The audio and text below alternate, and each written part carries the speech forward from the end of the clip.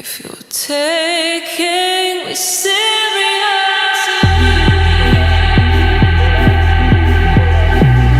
What is the deal, beautiful people? Welcome to 2015. Happy New Year's. Merry Christmas. Didn't get to talk to you guys. Snow and Tawan's been holding it down. For the holiday season, I've been on vacation. Much needed vacation. But alas, back to work we go. And I am in the building with the phone formerly known as the Heartbreaker. My God. Now this is such a dope device, but it just let me down on a few levels that I wasn't really willing to accept, so to speak. But it's a dope phone, and I hope you guys hang tight with the review and as we dig in and I really start to explain a lot of the ins and outs of this phone and why it was a heartbreaker for me. But yeah, let's start off with the design. Man, it's a gorgeous phone, and Motorola they've been balling lately. They could seemingly do no wrong, and this is part of that momentum. And good for Motorola, by the way. They were in some hot water a year and a half, 2 years back, so good to see them really coming back. I think the only thing left for them to do is just a killer Windows phone. But anyway, the design is pretty much like the phones they've been putting out, the Droid Max, maybe less like a Droid Max, but the Moto G or whatever those things are. Really attractive phone. On the left side, there's literally nothing to see. The right side, you've got your power button and the volume rockers. And take note on that power button. It's got this rigid feel to it, a different texture than the volume rocker. And I thought that was really clever, especially for people like myself. I have my phone usually in my pocket, either my pants pocket or jacket pocket. So it's really good to know that you can feel your way around the phone when you're going to turn up the volume. I said, oh wait, nope, that's the volume, or that's the power. Or even at night you reach for the phone, you automatically know what button you're pushing based on the feedback, the way the button physically feels. So that was dope. To the top is your SIM tray and your headset jack. To the bottom, you've got that just your charging port, which, by the way, supports Qualcomm's quick charge. So dope.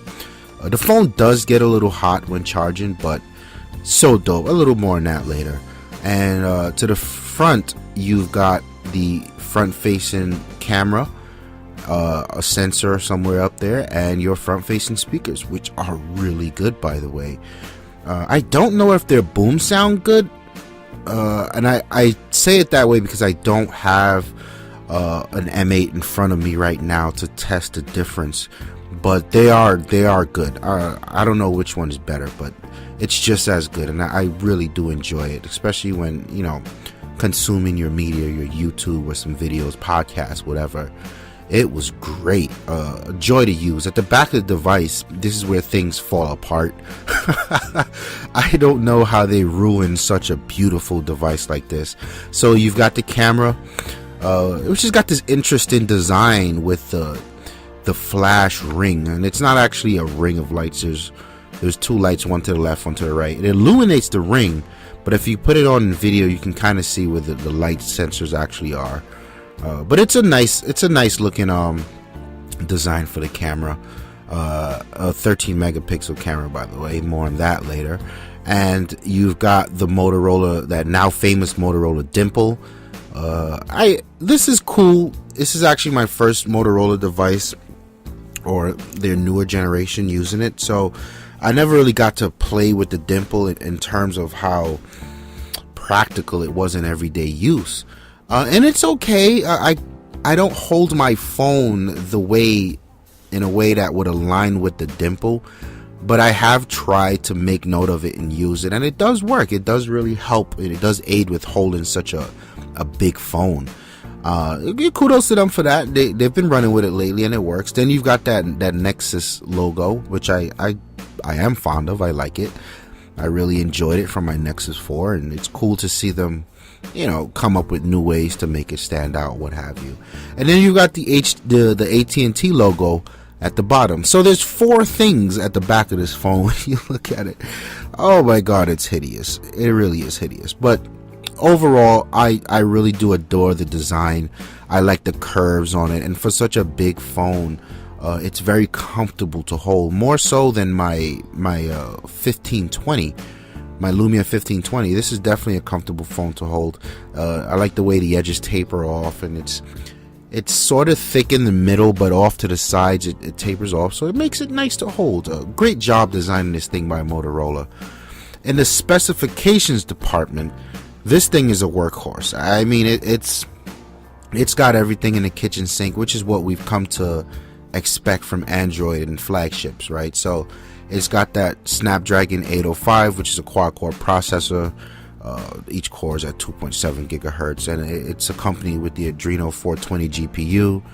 So there's no problems for the gamers out there. You know, it's all the power you need, and 3 gigs of RAM. So yeah, this thing's got some serious power. In need of that serious power would be this big ass 6-inch display. So it's a quad HD display with a wild resolution at 2560 by 1440 and 493 pixels per square inch. The display itself is beautiful, but it does have some issues. For instance, if you're one of these people who like to operate your phone in low light, it does this weirdness where when you turn the dimmer down a good bit, you start to see some pink on the display. And I lightly dove into the problem on the forums, and some people are saying it can be fixed with firmware. Others are saying it can't. I'm not sure. I didn't stick around much longer to find out the answer, but beware, do your homework on that if you're planning to pick this guy up. There's also some screen bleed around the edges, but all in all, the display is beautiful, really crisp, really sharp. It was a joy to watch YouTube videos at that UHD format that they now support. So I really dig the screen. And coming down to the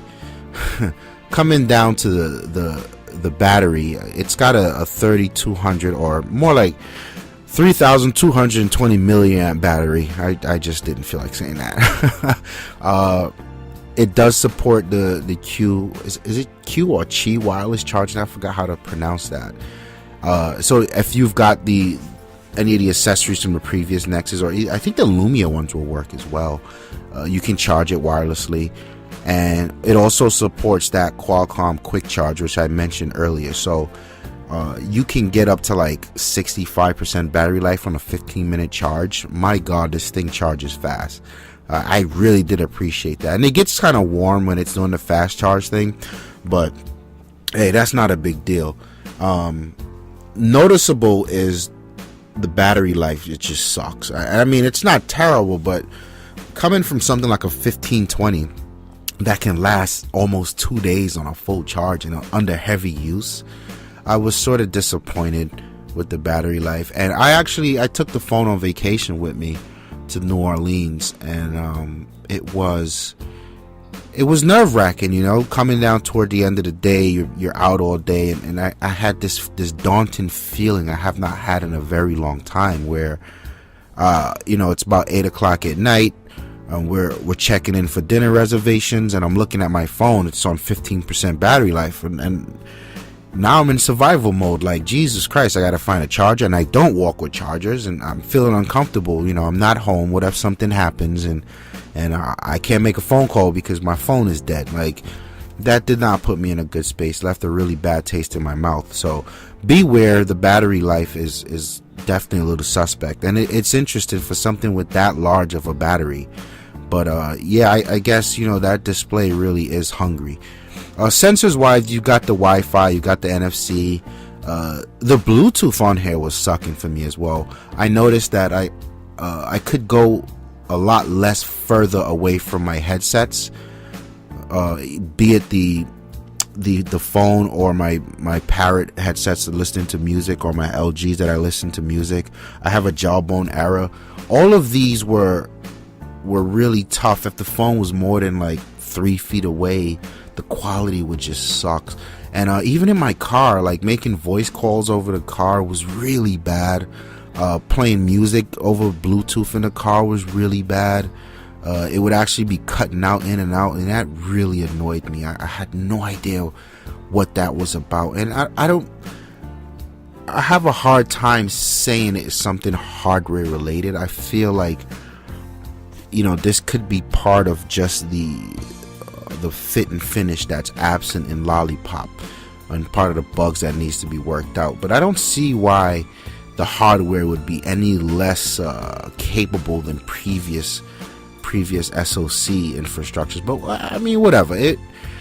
The Bluetooth is something to watch out for. So if you rely on Bluetooth, keep your eyes wide open.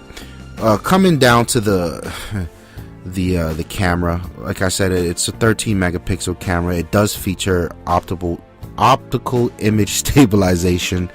It has a 2.0 aperture.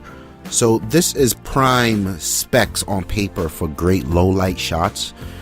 And in my testing, the low light shots were okay at best. Now, I'm not too harsh on the camera for various reasons. One is I walk around, I've sort of been getting away from mobile photography, as much fun as it is. I walk around with my Sony. I have a Sony NEX5T, and it's small enough and powerful and capable enough where I can walk around with that and really let my photography free. So the camera on my phone is a lot less important to me these days. So I'm not judging it as harsh, but if you're the type of person where, you know, your phone is your camera, then beware. This camera is mediocre at best. Now, you can work it. You can get some good shots out of it, especially if it's a lot of light out. Google's got some tools in there, some HDR tools. It's slow as shit, but it works. They've got this tool that does the bokeh, and it requires some magicry where you take the picture from multiple angles and move the phone around. You know, it's okay. It's a capable camera. It also shoots 4K at 30 frames a second. I did not test that out. I don't care. I don't think we'll be diving into 4K not for another year or so. So, you know, I don't think the average person out there really cares about 4K. It's probably more of a nuisance to get that content anywhere else than it's a benefit at this point. So, yeah, but man, the camera is what it is. And I think coming from the Nexus 4, because I did not own a Nexus 5, but I had the Nexus 4 and I really adored that device for what it was. The camera on that thing was terrible. So it's good to see that they've made some strides with the Nexus brand, and they are improving the camera. It's not going to rival anything from Nokia or even the beast on the Note 4 or an iPhone, but it's good enough. You know, it's up there somewhere. Coming down to the operating system, this is where, for me, a lot of the heartbreak just took place. I seen the Google I/O conference, and I really followed Lollipop for a while, and I really liked the direction they went with the material design, and I thought that was what Android was missing. I thought that was what Apple lost sight of, and that is what I love most about Windows Phone. It's the elegant UI and the really tasteful way things are laid out and presented to the user. And I think Google hit a home run with that in Lollipop. You know, it's so beautiful to use. It's addicting, really. Like, it really is the star of this device, right? And this is true for any Nexus device. This is why I chose the Nexus over the Note for my daily driver. It was because the experience had to be better than TouchWiz. You know, I wanted to drive with Android for a while, and I just couldn't stand TouchWiz, even though the Note, in my opinion, is technically a superior device hardware wise, and some other aesthetics we can speak about later on a different video if you guys care about. But no, I just wanted the straight Lollipop, and I thought it was dope enough to warrant that purchase of the Nexus. And as time goes by, you know, I started to really become annoyed. It was slow. And I really had to do my homework here and get back on XDA and do some reading, do some digging, ask a lot of friends that are higher up there to explain to me what was going on. And it's still, I mean, there's two things that I came back with as to why this device is the way it is. One would be the OS wide encryption. Google has made a decision to encrypt the device, and encryption is one of those things where if you don't have the hardware to support it, you start to see a suffer in performance.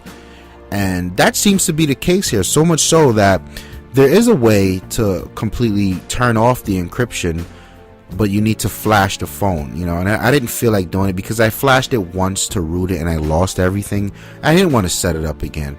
But from what I can tell, people saying the performance does get a little better when you turn off the OS wide encryption. And the second part of this is it's Lollipop just isn't polished right now. It's beautiful, yes, but there's a lot of bugs to be worked out, and I think Google needs to really buckle down and push that out. And this could explain why the Note 4 and the HTC Ones and whatnot don't have Lollipop out as yet. It's possible that these OEMs could be waiting for this thing to be a little more stable. But I was definitely interested to see that Android still had its fair share of annoyances for me. Like, for instance, when you listen to music, a notification comes in, it turns your music down. It's like, that's so annoying to me. Like if you get a Facebook notification, someone comments on a post, you pull down the curtain, you hit the notification, it launches the Facebook app, but it doesn't go to the post.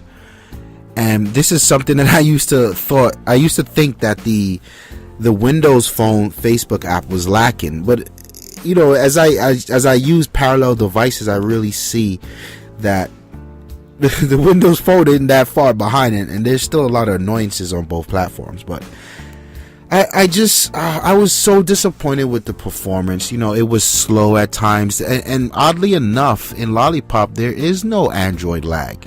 The device was just slow as shit to respond, and that I felt like they traded something off for something else, and I just wish that this device was so much better than it was. It wasn't a fluid thing for me at all.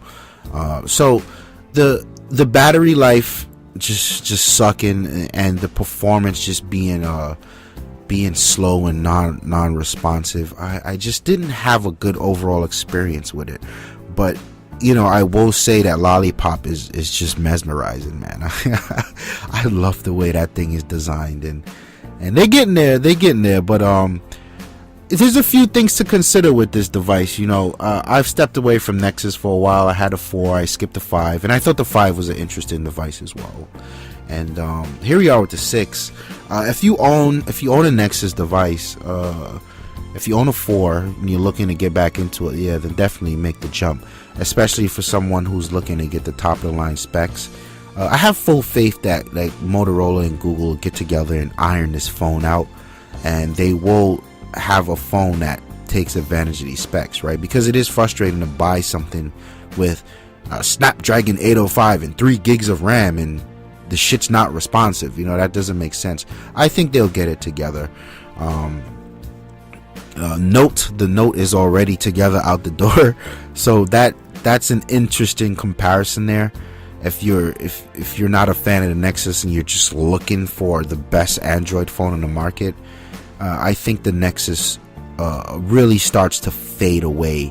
And from my perspective, I wasn't looking for a spec whore or the best phone on the market per se. I was looking for the best experience, and I thought that would have been it, because I don't like TouchWiz, and I see what HTC had to offer, but I was a fan of the big unwieldy 6-inch displays, and I saw the Quad HD, the front facing speaker. Like, this thing is a monster on paper, and it does deliver a lot of that, but it just falls short in a one or two key areas. But overall, it's a dope device. I think the $650 price tag outright for what you get is a little jarring to the Nexus culture because they're used to spending no more than $400. But in retrospect, what you get spec wise it's definitely worth the price. If you don't like TouchWiz like myself, you don't like launchers like Sense, and you just want the pure Android, I mean, this is it right here. Would I take this over one of Motorola's offerings? That's a good question. I think I would, only because you get the updates first, and that sit-in screen is so beautiful. But it's Motorola. It's a lot of the features did make it, like the peeking, I don't know what they call it, that you see notifications on the home screen. A lot of that's in there, and not all of it, but a lot of it's in there. It's very familiar, and they did a good job. I would recommend this phone based on very specific needs. Would I say this is the phone to run out and get? No, absolutely not. And it broke my heart because I thought it was. But anyway, hit me in the comments, like the video if you liked it. I want to hear from you guys. Whoever picked it up, drop me a comment. Let me know if you share any similarities in the experiences you're having to myself. If you're thinking about getting it, or if you're thinking about picking it up or getting it, leave a comment. Ask me some questions. I'll be happy to answer them for you. But until then, I'm going back to Windows Phone, baby. I'm firing up my Lumia. It's your boy Ramon. I'm out of here. Peace.